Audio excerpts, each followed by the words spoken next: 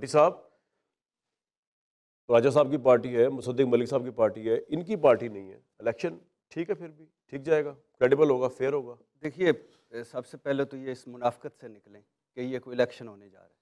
अच्छा, ये सिलेक्शन 2024 है। वाह।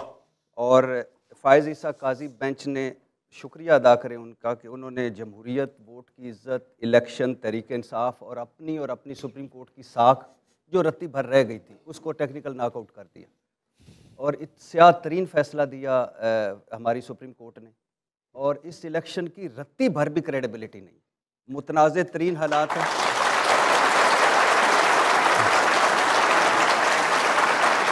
जी जी, आपकी बात। मैं ये एहतजाज करता हूँ सुप्रीम कोर्ट के बारे में ऐसे अल्फाज के इस्तेमाल का। आप फैसले पर तनकीद कर सकते हैं, घटिया अल्फाज इस्तेमाल नहीं कर सकते। अच्छा, मैं एक मिनट बात मेरी बात मैं उसमें एक बात ऐड कर दूं।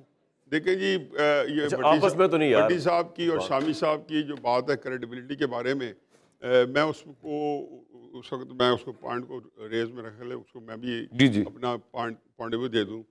ये क्रेडिबिलिटी कतई नज़र इसके कि 2018 के इलेक्शन कैसे हुए थे, उसको क्रेडिबल किसने बनाया था? उसको क्रेडिबल बनाया था leader of the opposition Shahbaz Sharif साहब ने, जब उन्होंने असेंबली में खड़े हुए कहा था कि मैं मिसाक की मईशत पेश करता हूँ इमरान खान साहब को, यानी कि हम आपके मानते हैं।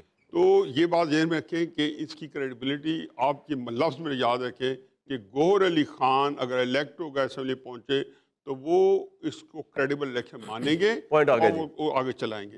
और दूसरा बात यह है कि जो अभी शामी साहब ने जिस पर एहतजाज किया है, मैं हकीकत है कि हमें थोड़ा सा ध्यानदार होना चाहिए। ये बच्चे बैठे हैं ना, ये हमसे ज़्यादा समझदार बैठे हैं।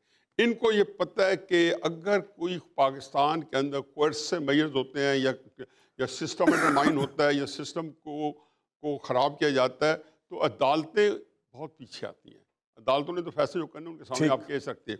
जो लोग हैं फिर हमें जुर्रत के साथ उनको नाम लेना चाहिए कि ये लोग हैं जो हमारे इलेक्शन ख़राब कर रहे हैं, बजाय इसके कि बेचारे जो सबसे वीक एरिया होता है किसी हमें इतने बड़े इदारे को हम खाम खाम लाइन करें। ठीक है, भट्टी साहब कंटिन्यू करें जी, आपकी बात रह गई थी। शामी साहब ने और उन्होंने प्रोटेस्ट करा। एक बार फिर कहता हूँ कि फ़ायज़ ईसा काजी बेंच ने जमहूरियत, वोट की इज़्ज़त, इलेक्शन, तहरीक इंसाफ और सुप्रीम कोर्ट की क्रेडिबिलिटी को ख़त्म कर दिया है और इस इलेक्शन की बर्बादी फेर दी है, इसको सिलेक्शन 2024 कर दिया है उस फैसले ने।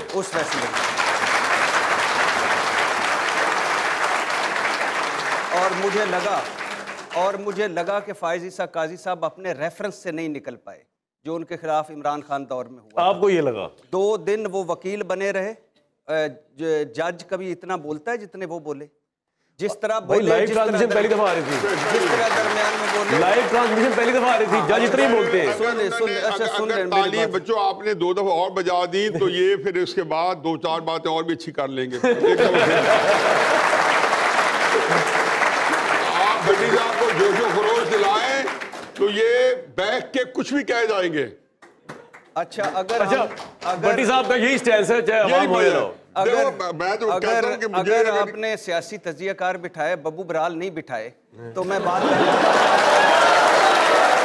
अच्छा यार सर जाती कमेंट्स ना करें, मैं बात कर रहा आप यार काजी फ़ायज़ ईसा के फैसले पे बात करें ना। भट्टी साहब क्या हो गया आपको? अच्छा, मुतनाज़े तरीन हालात हैं, मुतनाज़े तरीन निगरान हुकूमतें हैं, गैर आइनी निगरान हुकूमतें, मुतनाज़े तरीन इलेक्शन कमीशन है, 75 साल तारीख का मुतनाज़े तरीन। अब क्या करें? मुतनाज़े तरीन ब्यूरोक्रेसी है, अब क्या करें जिसने इलेक्शन करवाना है। लिहाजा आप कैसे कह सकते हैं इतने पक्के मुंह करके कि इलेक्शन जो होने जा रहा है, क्या होने जा रहा है?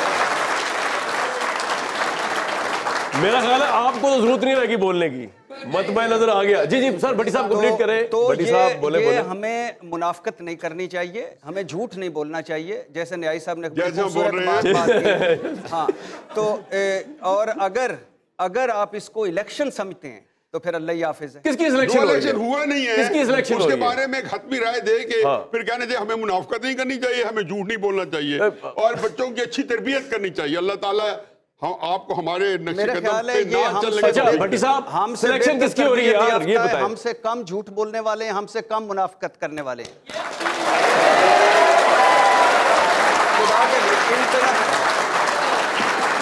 सिलेक्शन मैं हल्फन कहता हूं कि ये आखिरी बात है इनकी, बिल्कुल सच है। कि आप हमसे कम झूठ बोलने वाले हैं, हमसे कम मुनाफा करने वाले हैं। वाह, ये पहली बात थी, ये आखिरी बार जो ये सच बोला है उन्होंने। मैं सोच रहा हूँ अवाम को बेवकूफ बनाना कितना आसान है। नहीं, बिल्कुल नहीं तो है। तारीफें करते हैं, तालियां बजाई जा रही है। 74 साल उन्होंने लीडरों को दे दिए। इतना बड़ा सच बोला है और वो बच्चों को इतना यकीन है, मैं दोस्त ना करूं। अच्छा, मैं आगे जाऊं करूं उनकी बात की। नहीं साहब, पॉइंट आ गया। अच्छा, आप ये बताएं मुझे जी जी जी जी कि यूएनओ से ले आए फिर ऑब्जर्वर। हाँ जी, भट्टी साहब को फिर भी चैन नहीं आएगा। नहीं, अक़वाम मुत्तहिदा की पीस फोर्स ले आए जो इलेक्शन कराए।